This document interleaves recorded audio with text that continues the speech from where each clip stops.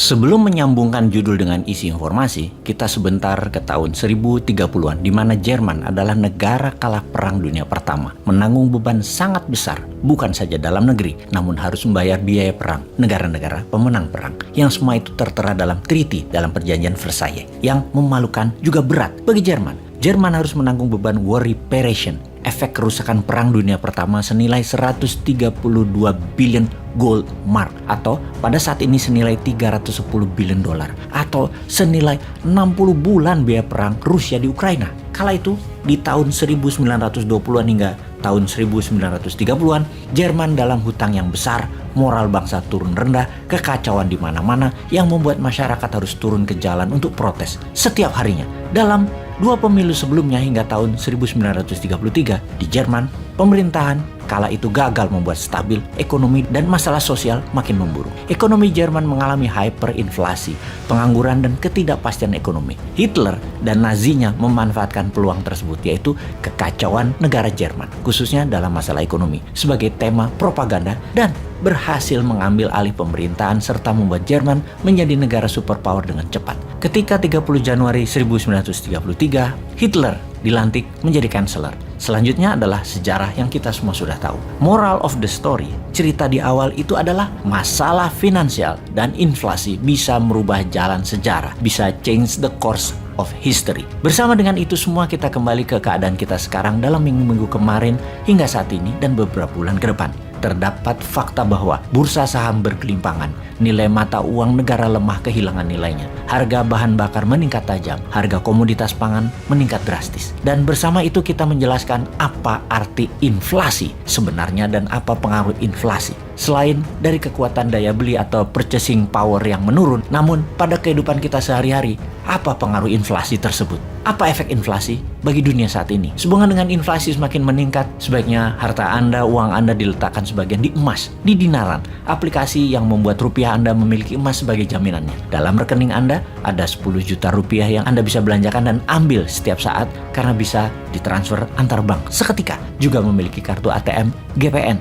Di sisi yang sama, ada sejumlah emas di rekening Anda yang juga bisa diambil kapanpun dengan dinaran gold ATM. Mana ada rekening yang punya 2 mata uang, yaitu rupiah dan emas, hanya di dinaran. Ayo segera download aplikasi di Android dan iOS. Sekarang kita kembali ke inflasi dunia. Dunia saat ini dikuasai berbagai macam kepala negara dan bentuk pemerintahannya. Ada yang atas nama demokrasi yang dimodifikasi, ada rezim otoriter, ada bentuk kerajaan atau sistem monarki, dan banyak rupa model dan sistem pemerintahan. Pertanyaannya, apakah akan selamanya begitu di masa ekonomi terbatas dan inflasi tinggi seperti yang sekarang sedang terjadi? Atau akan berubah total, bahkan terjungkal penguasa yang gagal kelola inflasi tersebut? Kita semua tahu, inflasi akan mempengaruhi politik sebuah negara atau sebuah wilayah. Juga akan banyak perubahan kebijakan, juga perubahan prioritas sebuah pemerintahan, juga berefek kemiskinan. Kita akan bahas 4 masalah hal tersebut. Pertama, inflasi mempengaruhi politik. Inflation juga disebut sebagai the mother of political change, atau inflasi adalah ibunya perubahan politik. Seperti di awal video narasi kita ceritakan, post-war, efek setelah Perang Dunia Pertama. Kemudian juga di Indonesia misalnya, resesi ekonomi di 1996, kemudian menjadi krisis ekonomi di tahun 1997, di mana membawa krisis politik di tahun 1998 dengan tergulingnya pemerintah Orde Baru, dan sekarang perang Ukraina antara Rusia dan NATO. Efek pandemi 2 tahun ditambah perang yang lebih dari 120 hari di Ukraina confirm penyebab awal inflasi dunia sejauh ini. Bahkan yang memprotes agar perang segera disudahi dengan Rusia mendapatkan apa yang Rusia mau, yaitu wilayah buffer, Donbas dan Crimea, dan mendapatkan janji NATO tidak menambah lagi anggota NATO baru, terutama di perbatasan Rusia seperti Ukraina dan Finlandia. Sementara Amerika dan sekutu G7 kemarin mengatakan tidak akan berhenti perang hingga Rusia kalah atau mundur balik keluar Ukraina. Agaknya perang akan menjadi panjang mengingat sebentar lagi dalam semester kedua tahun 2022, Oktober hingga Februari adalah musim dingin terdingin yang akan terjadi di Eropa Barat dan Eropa Timur. Mereka butuh gas, mereka butuh BBM Rusia. Ambiar itu Eropa kalau perang ini berkepanjangan. Kita kembali ke inflasi. Jimmy Carter ketika menjabat Presiden Amerika, beliau adalah Presiden Amerika yang sederhana, humble, petani, dan di zaman jabatannya inflasi tinggi terjadi di Amerika. Harga makanan meningkat tajam dan harga bensin tinggi.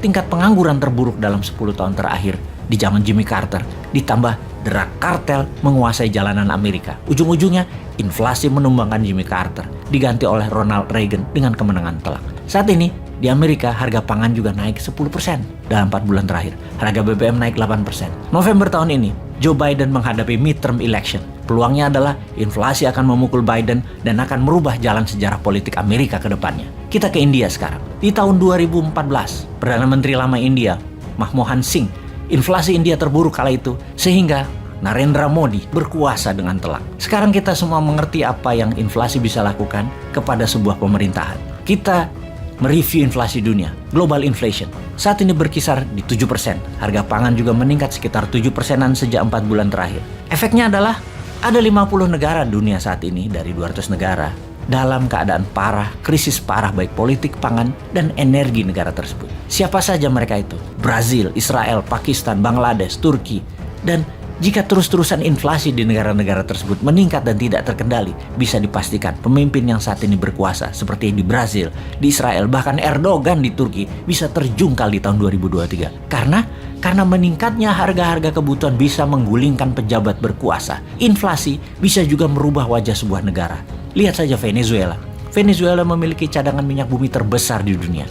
Tetapi di peta dunia, apa posisi Venezuela sekarang? Kegaduhan politik berkepanjangan, inflasi tinggi juga berkepanjangan. Dari negara terkaya menjadi negara termiskin di Amerika Latin dengan telah 6 juta warganya keluar dari Venezuela mencari perbaikan nasib ke banyak negara. Di Venezuela, di tahun 1973 hingga tahun 2022, harga barang di Venezuela telah meningkat 3.700%. Bayangkan naiknya ribuan kali harga itu. Bahkan dibanding dengan Singapura dalam 10 tahun terakhir harga telur tidak naik 1 sen pun. Di Venezuela ada lagi yang lebih parah. Bulan Februari 2019 inflasi Venezuela 340.000%. Itu gila namanya. Uang Venezuela sama dengan toilet papers, nggak ada nilainya, junk papers. Sejak tahun 2019, 20% populasi rakyat Venezuela keluar meninggalkan kampung halaman. Kita lanjut inflasi dengan kebijakan pemerintah. Inflasi merubah kebijakan semua pemerintahan, itu adalah sebuah kepastian. Merubah by force dengan paksa, yang kalau tidak berubah, gaduh dan chaos jadinya. Seperti rakyat Sri Lanka saat ini yang membakar rumah dinas pemimpin Sri Lanka, Raja Paksa, dan memaksa Raja Paksa mengundurkan diri. Dan dia akan mengundurkan diri dalam minggu ini. Inflasi juga membuat Boris Johnson, Perdana Menteri Inggris, mengundurkan diri setelah didemo para buruh kereta api dan para guru di Inggris. Kebijakan apa yang diubah adalah kebijakan yang menguntungkan negaranya yang dilakukan, seperti memproteksi. Siapa aja negara yang sudah memproteksi saat ini? Argentina misalnya, melarang ekspor soybean keluar dari negaranya. Algeria menutup ekspor pasta, gandum, gula untuk tidak keluar ekspor barang tersebut. Mesir membatasi minyak goreng. Serbia tidak lagi mengirim gandum, jagung. Juga Kosovo, gandum dan minyak jagung tidak keluar lagi. Dan banyak negara yang mementingkan warganya dengan mengubah kebijakan.